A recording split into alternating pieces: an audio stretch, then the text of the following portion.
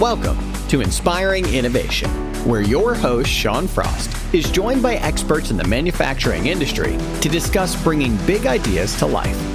Join us every episode for a deep dive into manufacturing trends, processes, innovation, and how to be successful in the ever-changing world of manufacturing.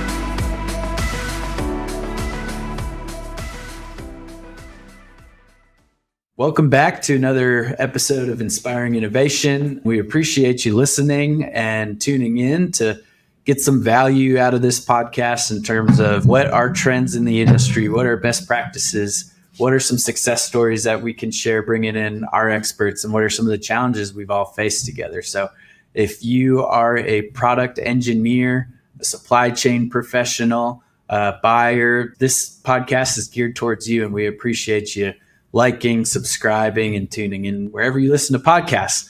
And I'm really excited about today's episode because we have our CEO, Kent Lammers, with us. And, we had to basically do a little bit of training our team here on how do we do this before we brought in the big guns. So we're excited to have Kent with us today. And Kent's been with the company for over 40 years. He's come up through the accounting and finance side of the company, so we'll touch on that a lot today, but just really excited to have him here.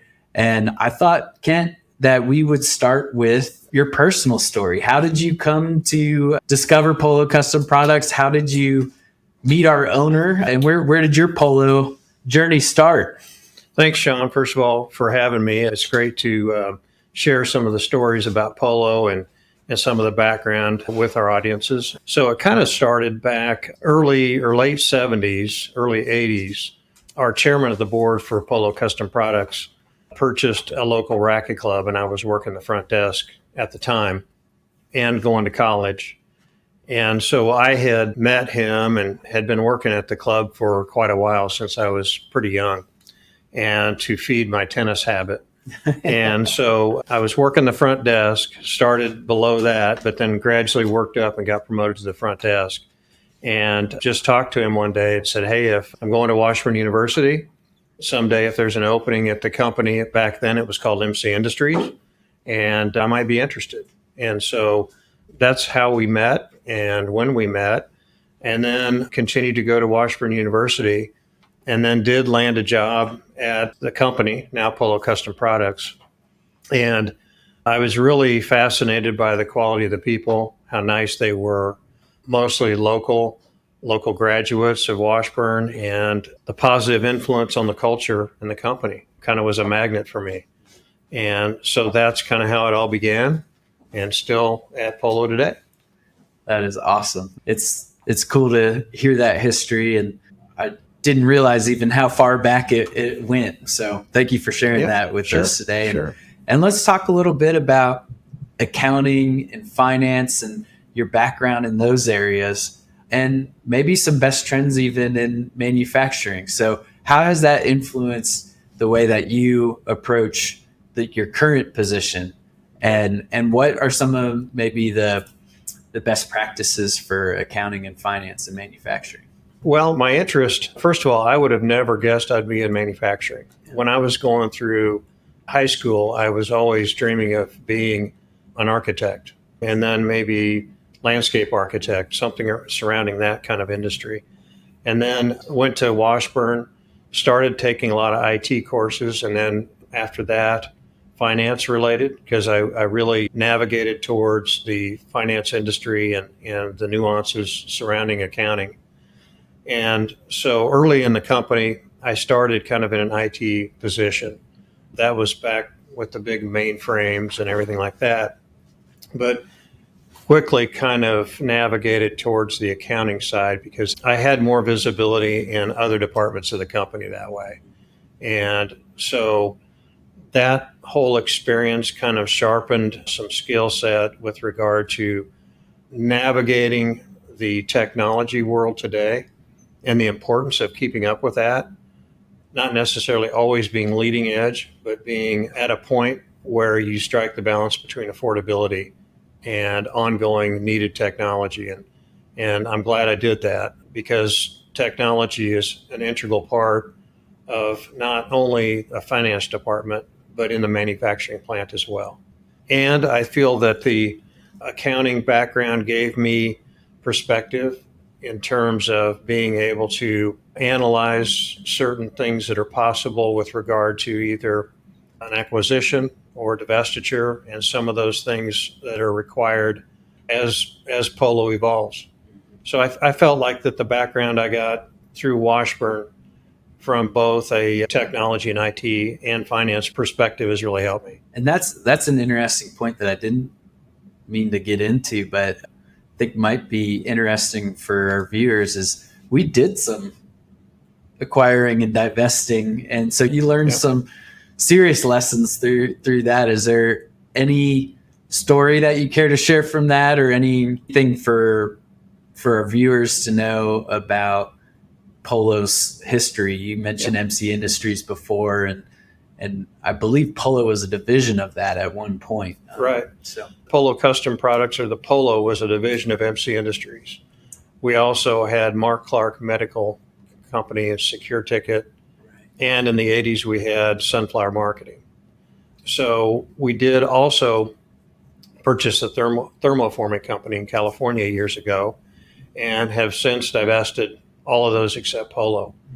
I think some experiences that were helpful is that, number one, due diligence on both sides, not only on an acquisition, but divesting something. So making sure that the due diligence conforms with the culture that you've established in your company. That's probably one of the biggest challenges companies have. If the dollars look right in terms of growth and opportunities, it doesn't mean that the culture of an existing company or one that you're unfamiliar with fits well into your business model. And sometimes I think, unfortunately, that gets overlooked in the process, or the assumption is that can be corrected overnight. And we learned that on both sides of the coin that that's not necessarily the case. And as you probably know, culture is one of the most important elements in our company. And I think every company, it's super important. And maintaining that continuity is what helps bring success. So I think the experiences I had with that throughout my career helped me realize that it's not just about the dollars and cents of a transaction, but some of the important intangibles as well. So with your 40 years in manufacturing, what have been some of the major changes that you've seen, and some of the trends that have come out of it? What's maybe some of the things that have stayed the same, and what are some of the things that have really changed a lot in your time in the industry? Yeah, I think that some of our manufacturing processes haven't changed a lot, but I would say that the products that we make have. So we started out with simple products, dust covers, checkbook covers, things like that. Not a ton of market demand for those. Not a ton of demand today. So we've evolved into making a lot of complex components based upon our customers' needs. And a lot of the processes are similar or the same. We use technology in other ways in manufacturing, but it might not necessarily be on a sewing machine. So what I've seen is the complexity of the product mix. While we still do some simple things, we're also really, really good, due to our product development teams, at creating a product that has complexity with it. So that's a big change I've seen, is that we can branch out now and offer OEM products that we would never have dreamt that we could do. Yeah, no, that's a great point. And we have a incredibly gifted, talented, and experienced product development team that can really dig deep in terms of what materials are sealable, what's cheaper, what's more sustainable, what's environmentally friendly, all those types of things that are important to our customers. And like you said, complex. Yeah. I'm glad we have those really smart people working on those things. So what are some trends that you've seen in manufacturing happening today? And how can people within our industry and our space get ahead of the trends that we're facing in 2023 here? Well, some of the trends are kind of all over the place. I think from as we position Polo, since we're an OEM company, the trend that we try to keep up with is what's the demand of our customers and what's that look like?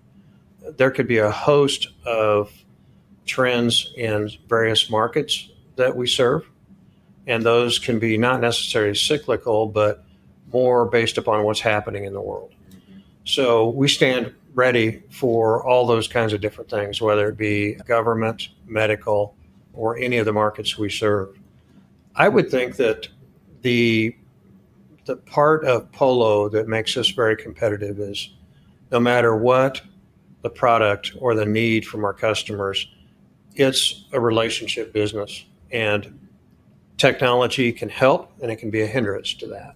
We like to think that we're using it in a way that's helpful and the relationship with the customer doesn't suffer as a result of some of the technology we can't use. So I guess in positioning Polo with regard to trends, I would say that if we continue to know the customer as well or better than themselves, we stand a good chance of riding through the technology and innovation that's occurring in the marketplace, no matter what market we're serving. So the customer and vendor relationship is more than just making a commodity. We want, and our team, I think, embraces this, we want to be so solid with our customer that they're coming for us to solve complexity.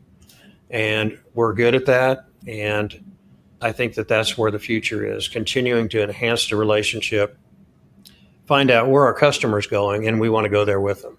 And then if it's something we can't do, we'll be honest about that. So that's kind of where we posture in terms of we want to be the company that our customer reaches out to solve anything that they need as they grow. So you've mentioned this already several times. Innovation is important and culture is important. And so how do you go about having a culture of innovation at Polo? That's a great question. Culture is one of the 4 pillars that I try to operate in with regard to culture, vision, strategy, and talent. Those are the 4 main areas I try to focus my time on. And when Polo was a much smaller company, the culture of employees and the culture of innovation was much easier. What we are positioning ourselves for is to maintain that culture that we have no matter how big we get, because it is a difference maker on the positive side. So for innovative ideas, the attempt is to empower each department to embrace that. So that goes across the entire company, from the production floor to the sales team. If we notice some kind of trend that we want to be a part of, we'll explore it. If our customer is doing something or requiring something that we don't know how to do, we'll learn it. We've proven on several fronts that we can create a business unit or production cell to make things that we hadn't made before, and we do it pretty well. And so I think just given the autonomy to every department, that if they see something that we should embrace, let's share that information, discuss it. So there's no lid on anyone that says, hey, let's look at this. We can always look at it, evaluate the pros and cons, and I think that opens the door to possibilities. It made me think of a story where we had a production associate who discovered a better way to produce a product and to reduce risk for our customer and making sure that there wasn't any quality issues with a very important component for this particular product. And I remember you encouraging to reward that production associate for raising their hand and for bringing that forward and for all the improvements that came to that particular product because of their situational awareness and the way that they discovered that process. So the director and vice president of HR and myself talk to every new employee.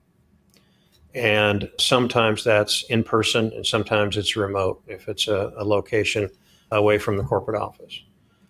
In that dialogue, we tell them as they're being trained. If you see something that doesn't look right, question it. If you see something as you become an expert in your field that can be done better, tell us. There's nothing sacred. For well-seasoned veterans on the floor, they know the job better than we do. And it's paramount that we listen to them. They do the job every day. They know the answers much better than we do oftentimes. So while it sounds elementary, sometimes you can just walk by them and forget that they're the expert. So I'm a big fan of listening to the production teams at every location, getting their input, and ensuring that if they bring something to our attention, that there's a trust factor there, that they feel comfortable with some vulnerability if it's an idea that's not adopted. So that's really, really big. And that's part of that good culture that we talk about is feel free to share anything that needs improved or a new idea. In my entire career, I've never once been disappointed with diverse decision making. It's never led to a scenario of a negative outcome. So I think that's pretty telling. When you get more people willing to share ideas, ultimately you make maybe one decision, but it was from many, many inputs. And I want that to continue at Polo.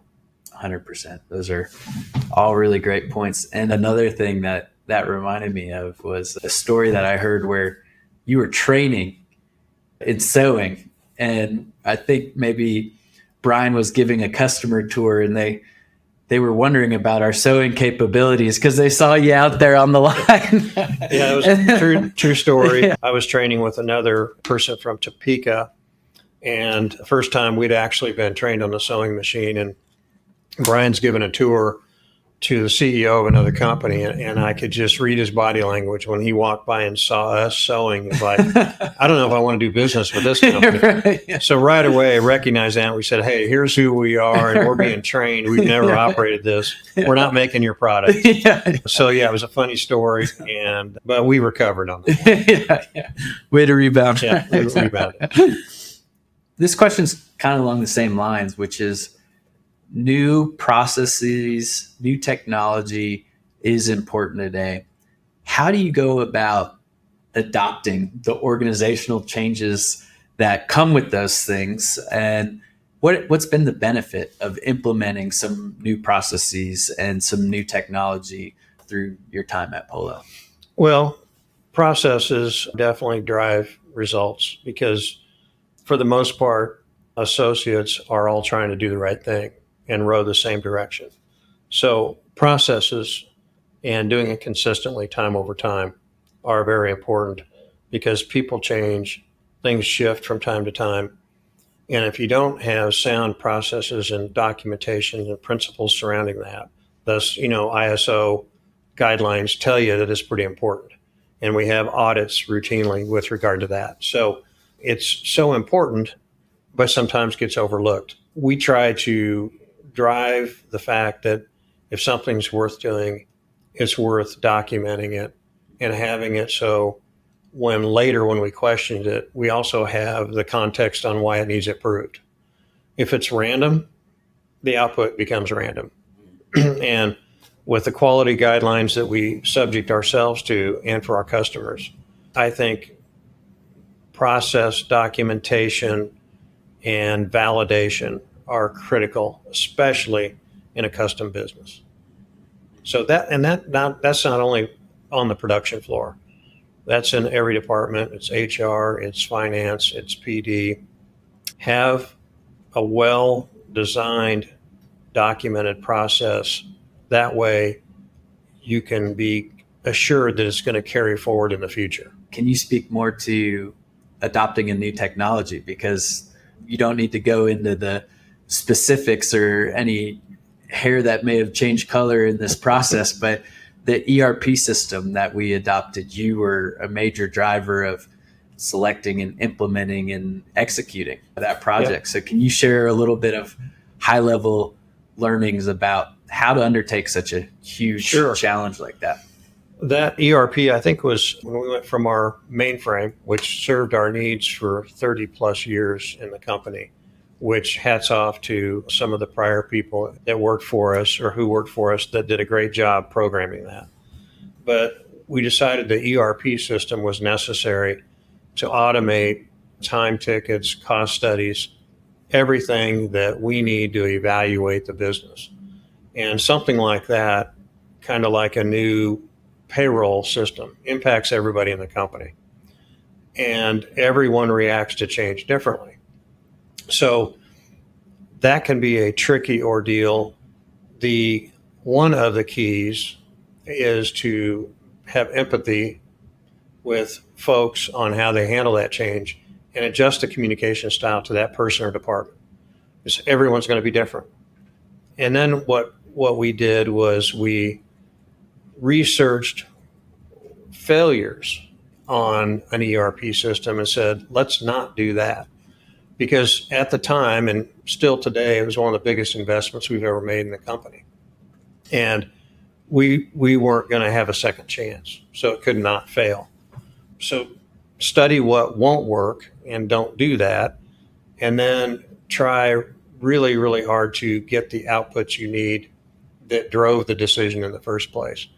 Now, when our board approved that expenditure, one of our board members said it's going to take 5 years before you get your arms around it.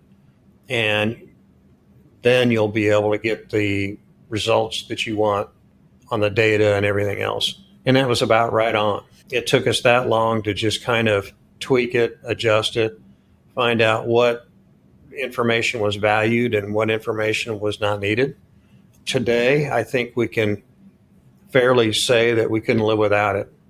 I'm all about measuring so the department leaders have the information that they need to run their teams. And with that instant data, they can gauge the pulse of the company as day to day, hour to hour.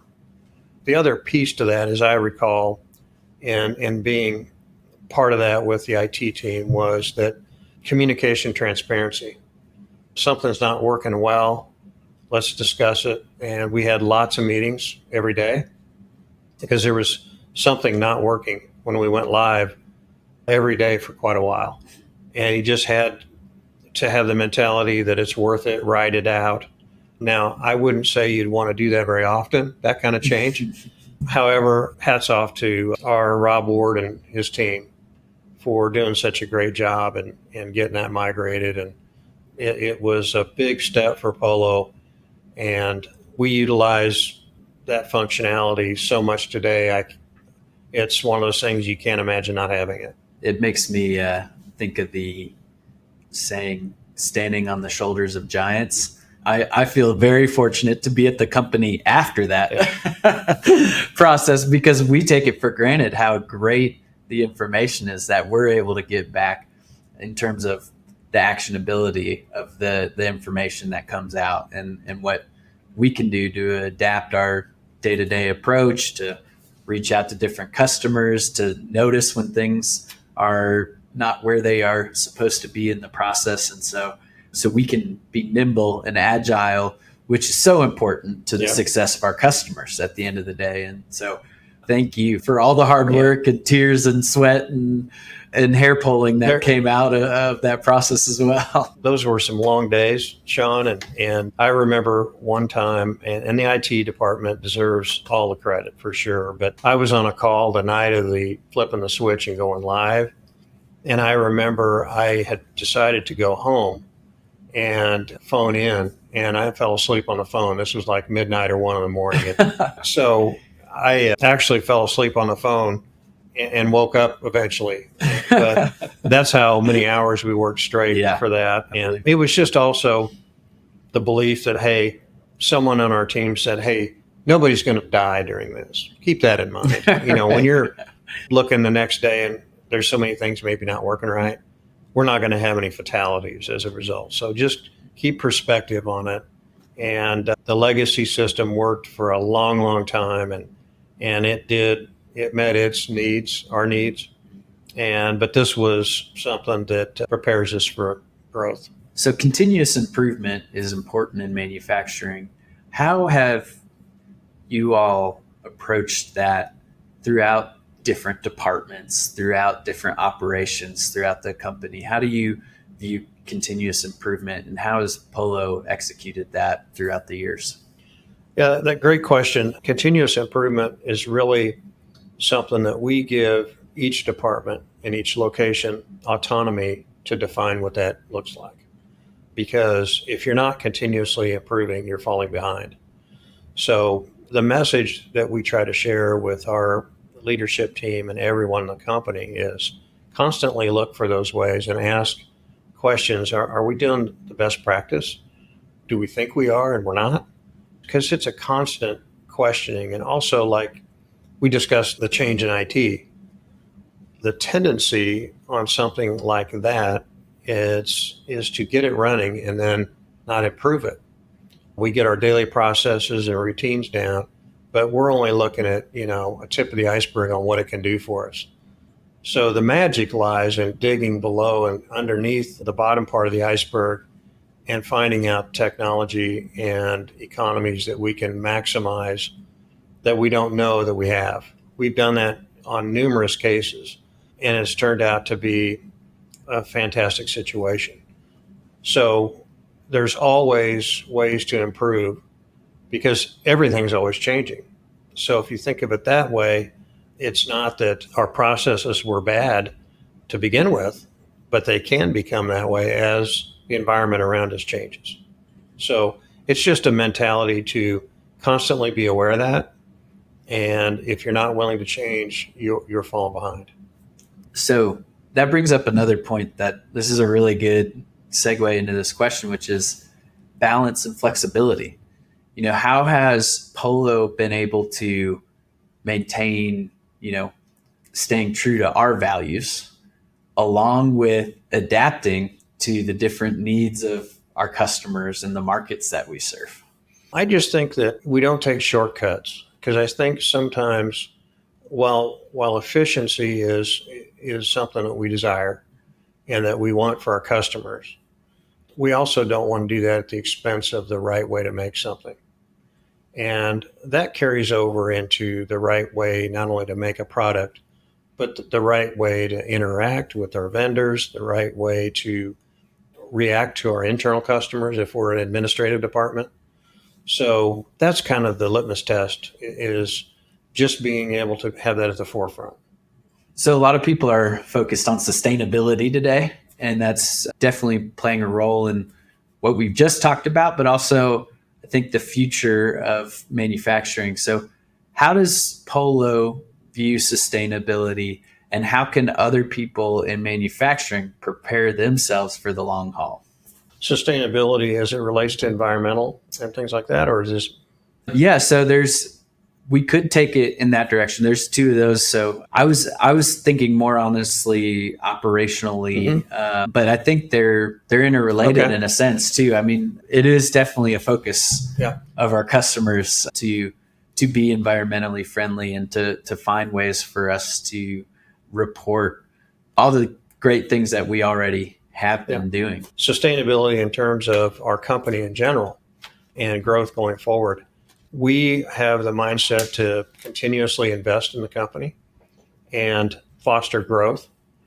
And that requires a good vision with strategic thinking. And I feel we have that in place.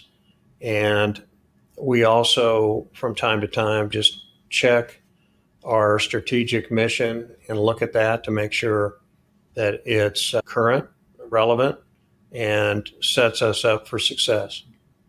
Now, that sounds real easy, but it's a process and an effort that once you do that, and you've been involved in some of that as well, it's easier said than done.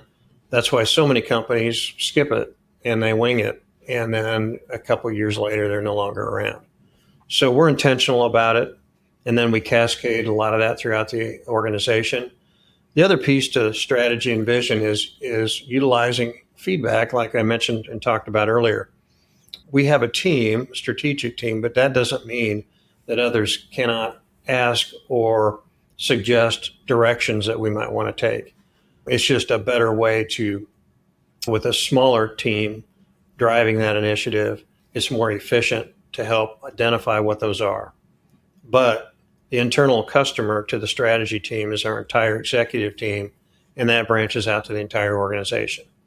So it's important to us that we accurately communicate what the intention is and then drive goals based upon that.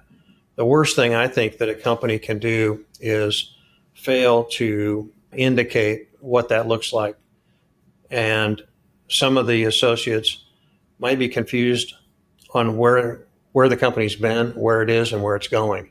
Those three elements have to be present for any company, in my opinion, to succeed. So we place a focus on that. With regard to sustainability surrounding ESG, a couple of years ago, we decided to focus on that. And what we learned is, which didn't surprise me, that we were already doing numerous things in that category.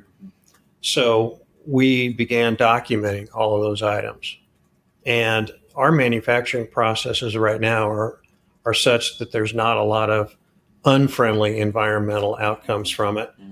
However, we learned that we're doing so many little things that when we started writing it down and looking at it, it's a lot. So we have a task force across various company departments now and locations that are going to empower, and it will be launched on our website, about Polo's ESG program.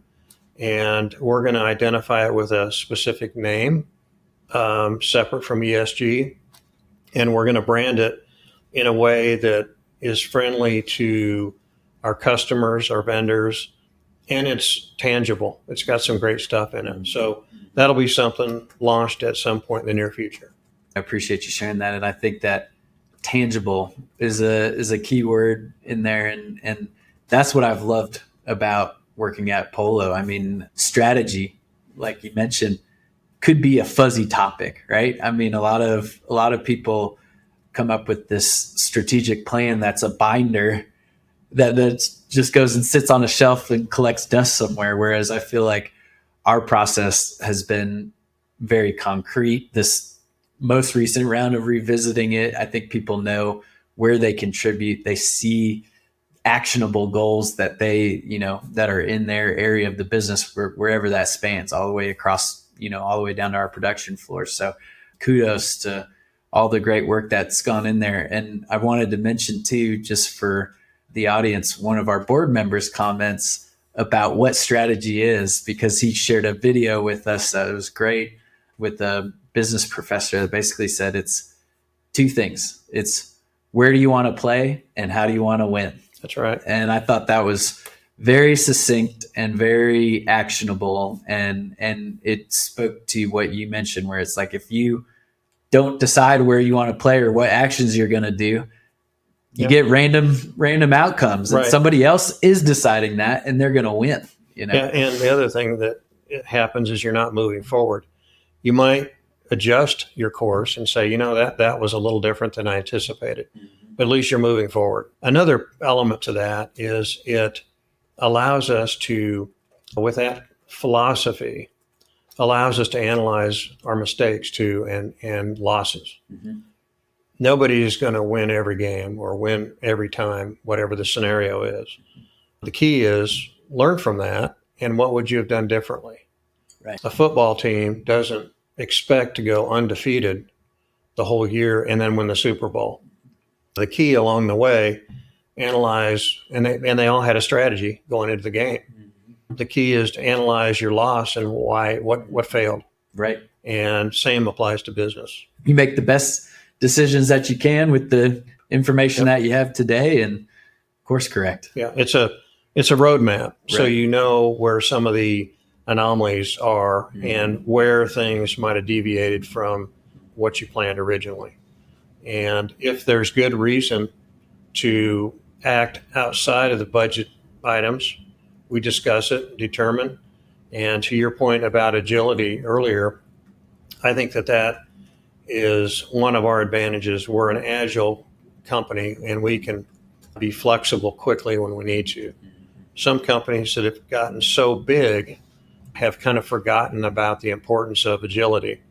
And I am confident that as we grow, we're still going to challenge ourselves to be agile, even though we're larger, because that being able to slightly pivot is a fantastic opportunity and a strategic way to move forward and be successful. We try to provide that exact agility value to our customers because our customers work for large bureaucratic OEMs, so we can be their edge on the outside that can react quickly and faster than they can and get scale products in a way that they wouldn't have been able to do internally. And I think so many of the things that you all have set up over the years allow us to do that. Like even those ISO guidelines that we talked about, we've got a cross-functional team of people around the table when we're looking at a product, and we've got agendas so that we can get through everything that, sometimes our competitors, it would take hours and hours and hours to have that meeting, but we've got really great people, really great processes, and we've got representation from quality from the get-go so that we make sure that we're making products that can't afford to fail. And the key to that, Sean, too, in my opinion, and our director of quality is fantastic, is to make sure that we don't write something just to put it in the book. It's to document what we actually do. So it sounds simple, but it's amazing over time, if something's unchecked, how it takes on a life of its own. And you're wondering, how did we get to that point? That's not how it's written. Right. Well, that's what an ISO audit is supposed to uncover. Absolutely. The easiest way is just stay true to your procedure. And if you find it's necessary to change it, document it. Right. The worst thing you can do is to go stale on documentation. And then, because then it loses its purpose. So from your perspective, what are some of the keys to success in manufacturing, and how can people position themselves for long-term prosperity in our industry? Well, not only in our industry, but it overlaps into others too, is I'm a huge believer on open communication and transparency. And a lot of companies, I think, agreed with that 100%, but then they go to their day-to-day and they don't execute that. We're not about micromanaging, but what we are about is openly communicating challenges and failures. And when somebody needs help, it's not a weakness to ask for it. It's actually a strength. That might be totally opposite of how we're conditioned growing up, but that's the truth. The more you document your job, the safer you are. The more you ask for help when you need it, or admit you don't know something that you feel you should, the stronger you're going to be and the stronger the company is. We're advocates of ongoing training at every level of the company. So people are not prohibited from saying, hey, I'd like to learn more about that to do my job more effectively. We embrace that kind of thinking. And I would like to think that we do a pretty good job of selecting those items that are pertinent in those areas. And I think that in manufacturing, in any kind of organization, that is, you might have heard Simon Sinek talk about the infinite game rather than the finite game. Those are elements of an infinite game. Don't be thinking so small you're worried about what happens today. Think of the impact that has for days, months, and years to come. That's where the prosperity, and then that energy and that momentum continues to build success. Okay, throw a failure in there. Convene, analyze it, and find out why. Learn from it, move on. So those are some elements that come to my mind. And then lastly, can you share any stories of successes or challenges that you've faced in your time at Polo, and how that's shaped your leadership approach or your decision making throughout your career and in your role today? Yeah, I think that throughout my career, in terms of a couple of things jump out. Whatever role I had at the time, I wanted to be the best at that I could be. So if it was controller or CFO, I just focused on being the best at that position and going above and beyond and not worry about tomorrow. And so that really kind of shaped my thinking in terms of encouraging others to constantly learn.